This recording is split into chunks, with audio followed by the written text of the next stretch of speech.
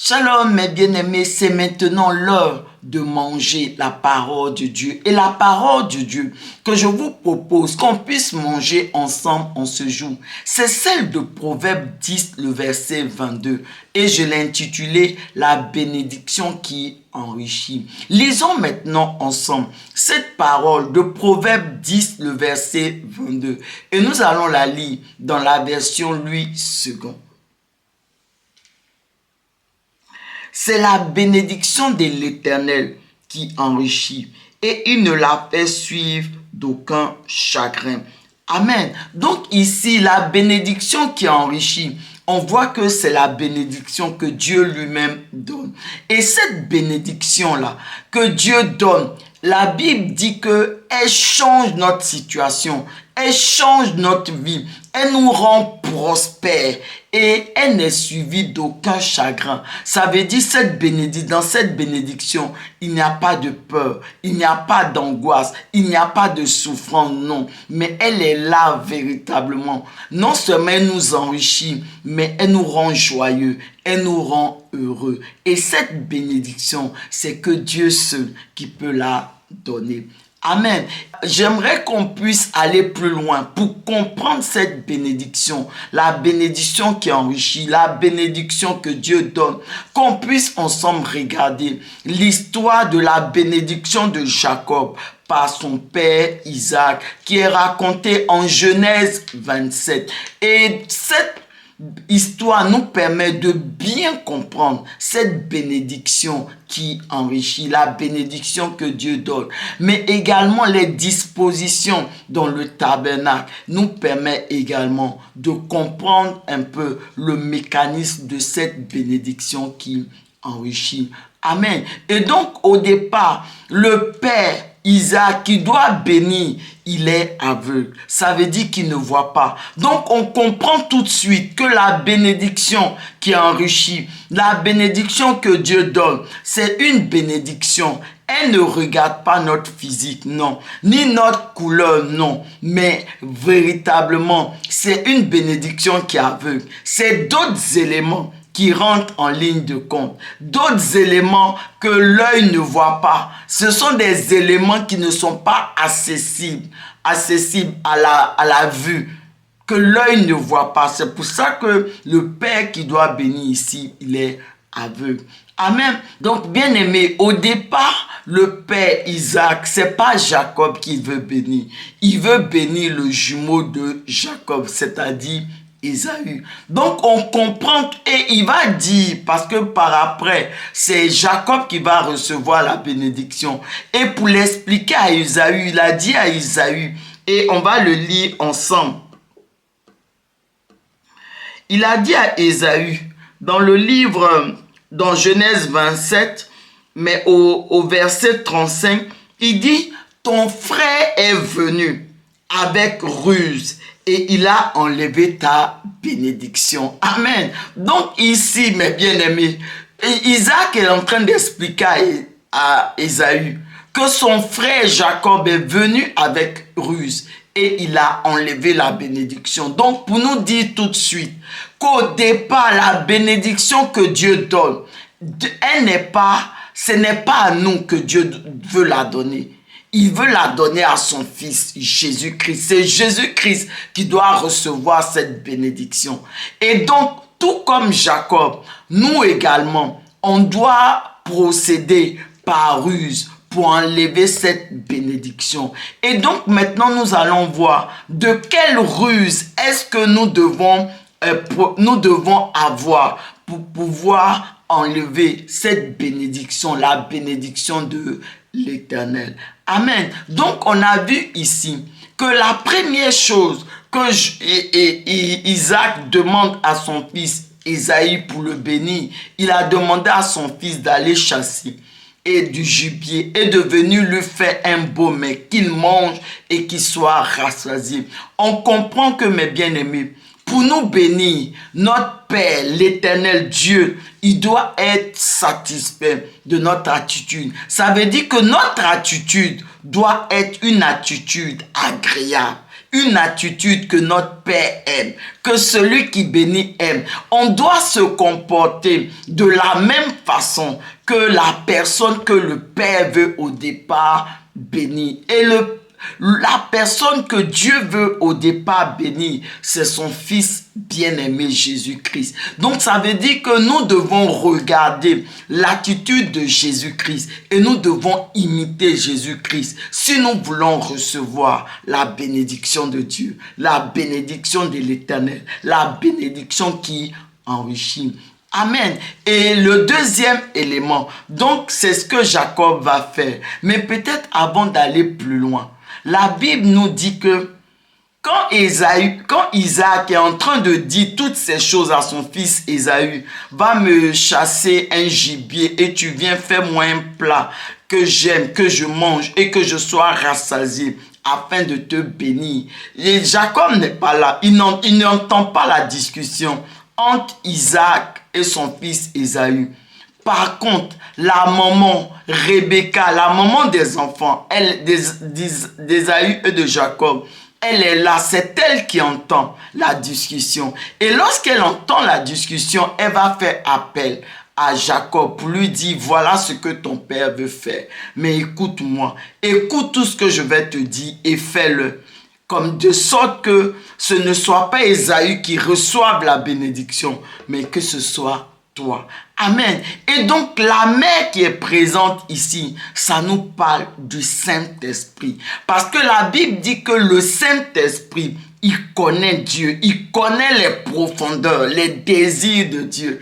Et donc, bien aimé, pour dire que pour recevoir la bénédiction qui enrichit, la bénédiction que Dieu donne, nous devons nous laisser conduire par le Saint-Esprit. De la même façon que Jacob a écouté les conseils de sa maman, qu'il a suivi les conseils de Rebecca pour avoir la bénédiction, de la même façon, nous également, pour recevoir la bénédiction de Dieu, la bénédiction qui enrichit, que Dieu donne, nous devons suivre les instructions, les conseils du Saint-Esprit. Et vous voyez, c'est pour cela que dans le tabernacle, quand dans le lieu saint du tabernacle, il y avait le chandelier qui ne s'éteignait jamais.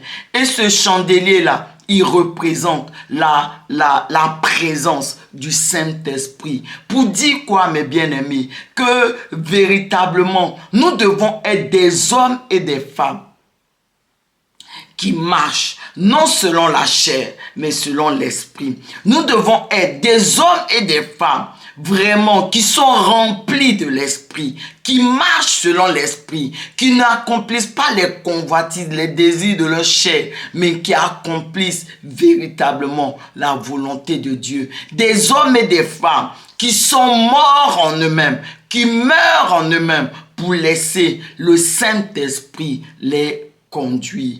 Amen. Et c'était ici le cas de Jacob. Jacob a suivi les conseils de sa maman Rebecca. Il a fait ce qu'elle lui a demandé. Il devait aller chercher une brebis, un chevreuil. Il a fait. Il a donné à la mère. C'est la mère elle-même qui a cuisiné le repas que son père aime, que Isaac aime. Pour dire à quel point ce plat qu'elle a cuisiné était bon, que était agréable pour Isaac. Donc pour vous dire que nous devons nous laisser conduire par le Saint-Esprit. Seul le Saint-Esprit, il connaît les désirs profonds de Dieu, la pensée de Dieu. Et c'est le Saint-Esprit qui peut nous les communiquer. Nous devons donc suivre l'Esprit pour qu'il nous communique toutes ces choses. Et l'autre élément également, Ésaü il avait beaucoup de poils, il était poilu. Donc, pour que son père ne remarque pas que ce n'est pas Ésaü et que c'était Jacob, la maman, elle lui a montré tout ce qu'il devait faire. Elle a fait tout ce qu'il devait faire pour qu'il ait toujours l'apparence de Ésaü, que Jacob ait l'apparence d'Ésaü. Parce que justement, lorsqu'il est rentré, il allait voir son papa, il allait lui donner le plat que la maman avait cuisiné. Le père, il s'est d'abord comme on le dit, le Père, c'est d'abord, il a testé, il a vérifié, comme il était aveugle. Donc, il a testé avec ses mains pour voir que c'était vraiment Ésaü. Et lorsqu'il touche les mains, il voit bien que les mains sont poilues, sont velues, ont beaucoup de poils, comme les mains d'Ésaü. Par contre, quand il entend la voix, ça lui fait penser à Jacob. Mais quand il touche les mains ressemblent à celles de Ésaü. Donc, pour dire quoi, mes bien-aimés? Pour dire que le plus important, ce n'est pas la voix. Non, ce n'est pas ta voix. Non, le plus important, c'est tes mains. Et les mains nous parlent d'œuvres. Donc, ça veut dire que le plus important, ce sont les œuvres que nous posons. Ce sont les actes que nous posons. Nous devons poser les actes de Jésus-Christ. Nous devons vraiment agir comme Jésus-Christ. Parce que c'est ça que le Père regarde. C'est ça qui attire le Père. C'est ça que le Père cherche. Nous devons agir comme Jésus agit. Et pour cela, mes bien-aimés, nous devons nous laisser conduire par le Saint-Esprit. Nous devons être des hommes et des femmes de l'Esprit. Des hommes et des femmes qui marchent selon l'Esprit. Et si nous marchons réellement selon l'Esprit, le Saint-Esprit va nous conduire là où nous devons être pour recevoir la bénédiction du Père, la bénédiction de l'Éternel, cette bénédiction qui enrichit. Amen. Et l'autre élément, le dernier élément, le Père va manger. Et quand il va manger, quand il sera rassasié, la Bible dit que Jacob va s'approcher de lui et il va sentir l'odeur de son fils. Et il va voir que c'est l'odeur d'Ésaü. Et donc, quand il a senti cette odeur, l'odeur d'Ésaü, puisque la maman avait pris soin de faire porter à Jacob les vêtements d'Ésaü, si bien que quand le père sent, il sent l'odeur qu'il reçoit, c'est l'odeur d'Ésaü. Amen. Pour vous dire quoi, mes bien-aimés? Nous devons avoir l'odeur de Jésus-Christ. L'odeur de Jésus-Christ. Et la Bible nous dit, quand nous allons dans le tabernacle, la Bible dit que dans le tabernacle, il y avait l'autel des parfums. Et donc, cet autel des parfums, c'était aussi pour attirer notre attention sur le fait que Dieu regarde aussi l'odeur. Parce que avant de bénir Jacob, le Père va vraiment s'assurer que c'était bien l'odeur d'Ésaü. Et donc, dans le tabernacle, la Bible dit que dans le lieu très saint, il y avait l'autel des parfums. Et vous savez, l'autel des parfums, la Bible dit que quand le sacrificateur venait chaque jour dans le tabernacle pour changer pour vérifier les lampes du chandelier, pour s'assurer qu'il y avait toujours de l'huile, elle fonctionnait bien parce que les chandeliers le chandelier devait brûler continuellement. La lumière du chandelier ne devait pas s'éteindre. Donc, donc la Bible dit que avant de vraiment faire cette tâche-là, veiller à ce que les lampes aient toujours de l'huile, le sacrificateur allait d'abord pour allumer le parfum. Il allait à l'autel des parfums dans le lieu saint pour allumer le parfum, afin qu'il y ait une odeur, une bonne odeur. Le parfum odoriférant, ça dégageait une bonne odeur. Cette odeur-là, c'était pour symboliser l'odeur de Jésus-Christ. De la même façon que le Père a senti Jacob pour avoir l'odeur d'Ésaü, de même nous aussi, nous devons dégager l'odeur de Jésus. Ça veut dire que nos actions, ce que nous allons faire dans le Seigneur pour Dieu, ça doit dégager l'odeur de Jésus-Christ. Et cette odeur de Jésus-Christ, nous ne pouvons la dégager que lorsque nous marchons selon l'Esprit. Parce que c'est seulement à ce moment-là, c'est lorsque le sacrificateur venait pour s'assurer, pour arranger les lampes, pour qu'elles brûlent continuellement, qu'il allumait aussi le parfum odoriférant. Il faisait brûler le parfum odoriférant pour vous dire que c'est seulement à ce moment-là que nous allons dégager l'odeur de Jésus, cette odeur que le Père aime, que le Père cherche. Donc, mes bien-aimés, pour vous dire que nous devons véritablement nous laisser conduire par Jésus, par le Saint-Esprit plutôt. Parce que lorsque nous nous laissons conduire par le Saint-Esprit, simultanément, nous dégageons l'odeur de Jésus. C'est-à-dire l'odeur monte vers le Seigneur et il reconnaît l'odeur de son Fils avant de nous donner la bénédiction. Amen. Et donc vraiment quand il sent l'odeur, quand Isaac sent l'odeur de Jacob et se rend compte que c'est l'odeur d'Ésaü, en ce moment-là, il déverse la bénédiction, il va bénir et Jacob, il va lui dire toutes les bénédictions qu'il avait à lui dire.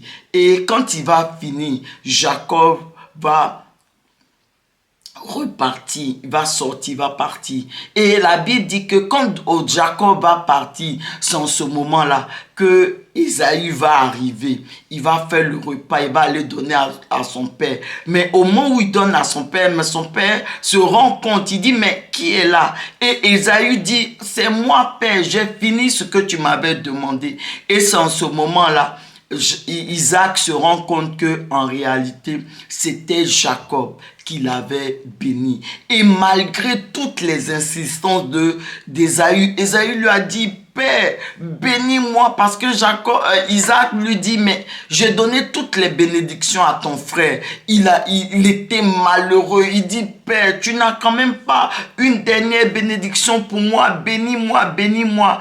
Et Isaac va lui dire quelque chose qui est très important. Il dit, je l'ai béni. Ainsi sera-t-il béni. Pour dire quoi, mes bien-aimés? Pour dire que la bénédiction de Dieu, personne ne peut l'arrêter. La bénédiction de Dieu, il n'y a personne qui peut arrêter la bénédiction de Dieu. Et donc, au-delà d'Isaac, on se rend compte en ce moment-là que c'est Dieu lui-même qui a béni Jacob. Et c'est parce que c'est Dieu lui-même qui a béni Jacob que Isaac, il ne pouvait pas arrêter cette bénédiction. Il ne pouvait même plus revenir en arrière pour dire non, Jacob m'a trompé, c'est pour ça qu'il a reçu la bénédiction, donc je l'arrête. Il ne pouvait pas le faire ainsi parce que en réalité, c'est Dieu lui-même qui est en train de bénir Jacob. C'est Dieu lui-même qui a béni Jacob. Et cette bénédiction que Dieu donne, la bénédiction qui enrichit, personne, aucun homme, aucun blocage, aucune opposition ne pourra l'arrêter. Amen. Et véritablement, on va le voir dans la vie de Jacob. Parce que Jacob qui a reçu cette bénédiction, la Bible nous dit que il va aller chez son oncle Laban, le frère de sa maman. Il va aller demeurer là-bas quelque temps parce que son frère Ésaü voulait quand il a su que c'était Jacob qui avait volé la bénédiction. Il voulait tuer Jacob. Donc Jacob allait se réfugier chez son oncle Laban. Mais Jacob a aussi parti chez son oncle Laban pour se prendre des épouses. Et la Bible nous montre que l'oncle Laban qui reçoit Jacob, c'est un oncle. C'est une personne qui est trompeur, qui est vraiment une personne qui est trompeur, donc ce oncle Laban, il va maltraiter Jacob, il va tromper Jacob. Et la Bible, Jacob même va le dire, Laban a changé 10 fois son salaire parce que Laban ne voulait pas le payer. Mais vous savez, la bénédiction de Dieu, la bénédiction qui enrichit, personne ne peut l'arrêter. Et on va le voir parce que Jacob va sortir de chez Laban avec de très grandes richesses. Alors que Laban lui-même ne voulait pas donner toutes ces choses à Jacob. Mais parce que Jacob avait reçu la bénédiction de Dieu, Laban n'a pas pu le faire. Laban n'a pas pu empêcher Jacob d'être béni. Et Jacob est parti de chez Laban avec de grandes richesses. Et même les fils de Laban disaient c'est que Jacob a pris les biens de son père parce que c'est ce qui s'est passé. Tout ce qui était à Laban, Dieu a donné cela à Jacob parce que c'est Dieu qui bénit. Et la bénédiction de Dieu, personne ne peut l'arrêter. Alors, bien-aimés, aujourd'hui, dans la nouvelle alliance, nous également, nous devons, tout comme Jacob, nous devons rechercher la bénédiction de Dieu. Parce que c'est cette bénédiction seule qui enrichit et qui n'est suivie d'aucun chagrin. Et pour recevoir cette bénédiction, elle appartient à Jésus. C'est Jésus que le Père veut bénir au départ. Mais la Bible dit, comme Jacob a fait, il a usé de ruse pour avoir cette bénédiction. Nous également, nous devons user de ruse pour avoir cette bénédiction. Mais user de ruse ici, c'est quoi, mes bien-aimés? User de ruse ici, c'est être des hommes et des femmes qui marchent selon l'esprit. Les hommes et les femmes qui se laissent conduire par l'esprit, qui ne marchent pas selon les convoitises de leur chair, mais qui se laissent conduire par l'esprit. Et mes bien-aimés, si nous nous laissons conduire par l'esprit, c'est nous, Dieu va nous bénir. Nous allons recevoir réellement cette bénédiction qui enrichit. Et parce que nous l'aurons, cette bénédiction, aucun homme, aucun système, aucun blocage, aucune opposition ne pourra nous empêcher d'être véritablement bénis et de recevoir véritablement cette bénédiction. Parce que la bénédiction de Dieu, nul ne peut l'arrêter. Comme nous l'avons vu avec Jacob, c'est maintenant notre tour de recevoir la bénédiction. Et Dieu lui-même, il désire également nous bénir. Élevons la voix ensemble, mes bien-aimés, et prions. Merci Seigneur, de ce que Seigneur Jésus, tu nous as choisis pour recevoir ta bénédiction. Parce que Seigneur, tu nous as envoyé ton Fils Jésus-Christ. Et à cause de Jésus, nous également, nous avons maintenant accès à ta bénédiction. Et alors que Père, nous sommes en train de prier, fortifie-nous, afin que véritablement nous puissions mourir en nous-mêmes, Seigneur Jésus, pour véritablement nous laisser conduire par l'Esprit, être des hommes et des femmes de l'Esprit, de sorte que véritablement cette bénédiction qui enrichit, cette bénédiction que tu donnes et que Jésus a reçue, parce que nous allons véritablement marcher selon l'Esprit, nous caché en Jésus-Christ, nous également, nous allons recevoir cette bénédiction qui enrichit et que nulle opposition, nul homme, nul système ne peut nous empêcher de la recevoir. Merci Seigneur. Amen.